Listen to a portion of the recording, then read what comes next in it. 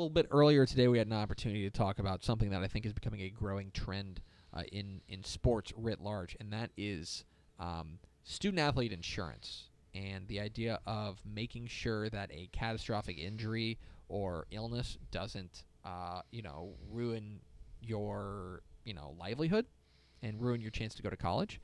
And so this is something that's very interesting. So we had a conversation a little bit earlier with David Mace of SportifyInsurance.com. Here's our conversation with David Mace here on Texas Football Today.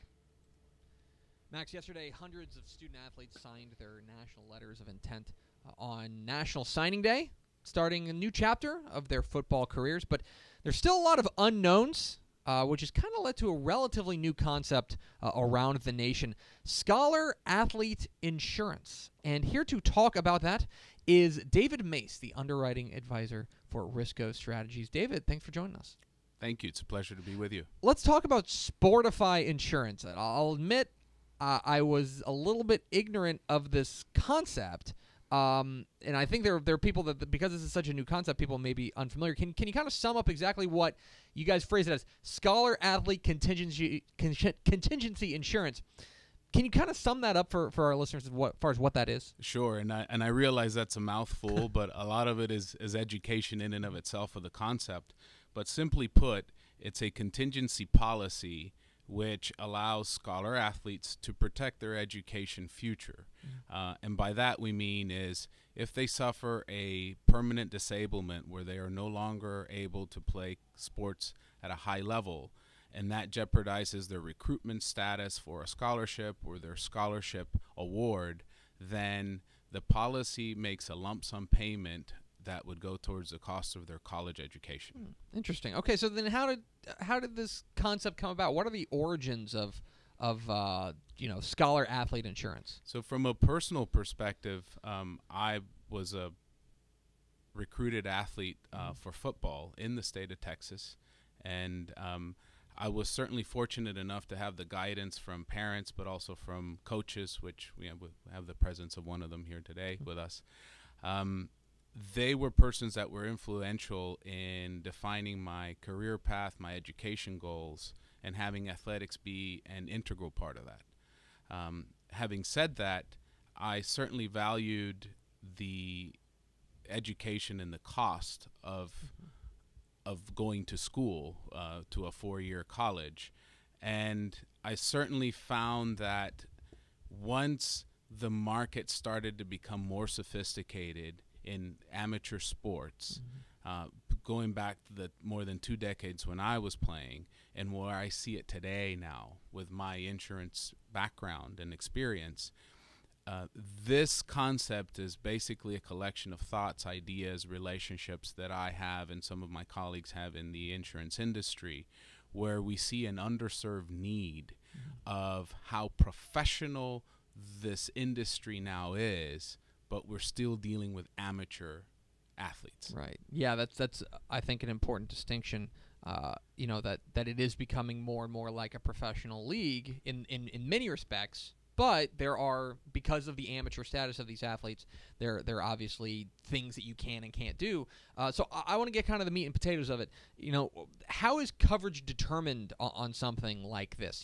Because I feel like there's obviously risk after you sign your national letter of intent that if they you have an injury and they pull your scholarship, then you can't go. But it goes beyond that, right?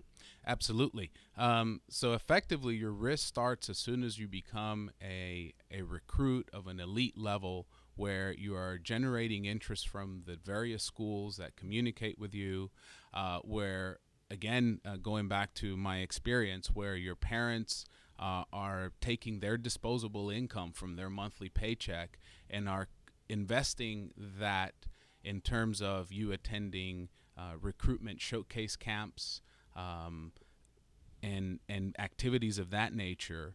So from eligibility starts from you generating interest, attending recruitment showcases, having some sort of an award offered to you, and also once you commit, and again, going back to the professionalism of this amateur sports industry, you can now see, and this is part of your great business model, at Texas football is once you're ranked and you are demonstrating that you have some sort of blue chip status or recruitable status that is higher than the norm, those are factors that allow you to become eligible to apply for insurance. Okay, so then let's maybe put it in a practical sense. Can you give me maybe an example or two of where this insurance, could come in handy, has come in handy, examples like that?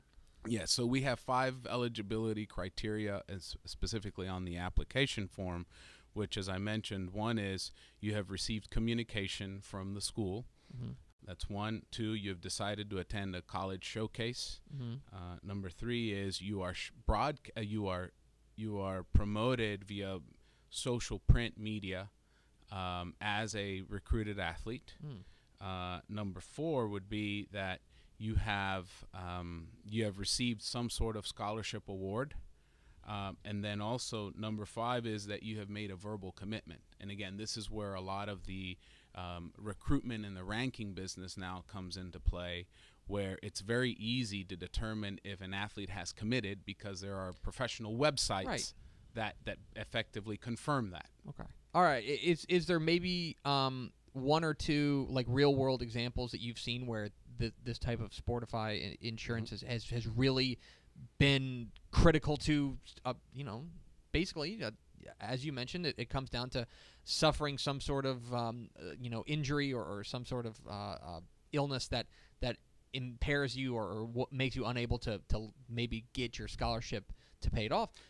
Can you give us maybe an example of where it's worked out? Sure. And in fact, recently, and certainly for privacy and respect out of individuals affected by tragedy, but there's been a recent case in Florida where a young gentleman was a commit to one of the North Carolina, South Carolina schools, but he unfortunately suffered from a bone cancer, which resulted in the amputation of his leg. Certainly that would qualify you as disabled to play football ever again. And by being a commit, therefore, you would assume that the scholarship fell through. That's one. But second, I believe that the gentleman, the article didn't really discuss what his future was now, other that he was continuing to work out at his high school gym. So you can see that the article was certainly respectful in that regard, where you didn't know what his future path was looking like. So this product, in that particular case, assuming that all the qualities of making a bona fide claim are met, this product would have paid the lump sum benefit of either $50,000 or $100,000 to be applied to that young gentleman's education tuition costs. We're talking Scholar Athlete Insurance with David Mace of Risco Strategies here on Texas Football Today. Get involved in the conversation, hashtag TF Today. All right, there's one thing I think that's important, and my wife handles the bills, so I am not very smart in this. But it's important to note that this is not health insurance. And in that same regard, this is not life insurance. This is something very separate from those, right? Yes, and it's effectively contingency disability, as we discussed, where you suffer a sports participation accident. And sports participation is effectively you as an athlete playing in a game or being involved in a camp, a workout, a training session. So certainly the exposure is extended in that regard. But then it's also an illness coverage, and the illness coverage covers 5 critical illnesses. And the first illness would be heart attack. The second would be stroke. Then we also cover Parkinson's disease. ALS is the 4th covered illness, which that's been getting quite a bit of press lately with the awareness campaign from a couple of years ago. And then the 5th, which is certainly one that we consider critical, is cancer. And then within cancer, there's 14 defined types of cancer, because naturally there's several hundred types of cancer. But the 14 types of cancer that are covered in the policy are effectively the ones from our research which are the most prevalent in the young adults adolescents, and children. Got it. Okay, that's important to know, that you can't walk into your doctor and say, "Hey, I have Sportify insurance." You know what I mean? Like that's right. not the way that this works. Now, one thing that I think is interesting is that obviously we're a football show. We talk a lot about football, but you guys cover more than just football, and you don't just cover the guys. You don't just cover men. Can you tell us about this also extends to female athletes as well, Yes. right? And that's a very important question, because naturally now with we are in this society of inclusion and making sure there's gender equity. One of the important aspects about your question is that our underwriters, effectively the insurance company that pays the claims, and they have to have the solvency requirements to commit to paying all the claims of all the insured persons or the protected athletes. That is effectively Lloyd's of London, and Lloyd's of London, in fact, has a policy, not in terms of an insurance product, but a policy in terms of underwriting guidelines, where they cannot discriminate premium or rates, insurance rates, based on gender. So I know football is not predominantly played by females, but as you're mentioning with the other sports, if soccer, for instance, basketball, baseball, softball, all of those sports allow us to have the same uniform rate, whether it's male or female. So there's certainly parity on that regard. But further to your question, we realize that cheerleaders or competitive spirit team leaders are primarily females, and they are athletes as well. We consider them athletes. They suffer the same risks that the football players do with regard to injury, and certainly with regard to illness. So we also cover cheerleading squad members who would be recruited for a scholarship or have been offered a scholarship. SportifyInsurance.com is where you can find more information on this. And David, before we let you go, I want to ask you, you're a Grapevine Mustang. You mentioned that you played Middlebury College. You're an athlete. Could you still get out there and play? Like when you're watching on Friday or Saturday or maybe Sunday, you're thinking, man, if they only just gave me a helmet. That's right. Well, I'll tell you, as I'm seeing your Premier League mugs, coffee mugs that you gentlemen have in the studio, speaking of the other kind of football, right? And I think our friends of Lloyd's will be appreciative that we call soccer football as well. Yeah, that's true. So they have let me tell you, that was quite a bit of a education session in that regard when we were arranging the program. So to answer your question, if I could still get out there, so the other kind of football that we're talking about, the European, the one you play with your feet, after I couldn't play the American football, I decided to become a soccer referee, which again, as we talk about the evolution of sports, I have also been primary witness of how competitive youth sports is now, being a referee and being involved with young athletes. So as a referee, a soccer referee, football referee, we have to pass a physical exam. And so I have to run 2.4 miles. Nope. Sorry, I'm already 2.4 kilometers. Already out.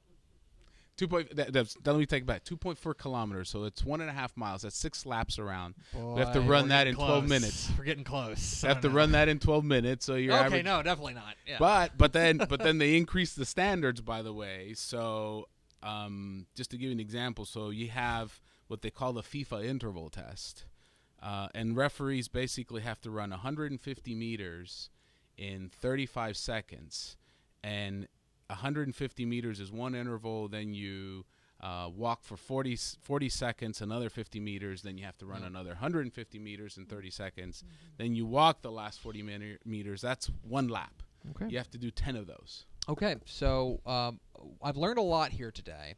Learned a lot about Sportify Insurance, SportifyInsurance.com, and I've also learned that I'll never be a soccer referee. So he is David Mace, the underwriting advisor for Risco Strategies. Find more information at SportifyInsurance.com. David, appreciate your time. You're welcome. Thank you. It's a pleasure. He was fun. There you go.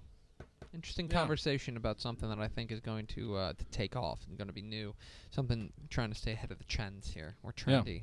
We're very trendy. It's very interesting concept. It is interesting, and I do think it like fills a need that it's like, because this does happen more than we Yeah. think. Like it definitely does that. You have a catastrophic injury and then suddenly like you And the can't- stories are always heartbreaking. Exactly. you So know. this gives you a little bit of a safety net there. So Yeah. very interesting. It's sportifyinsurance.com. We appreciate Coach. I'm used to calling him Coach. Everyone's Referee. a coach on this show. Referee David Mace for hopping on with us.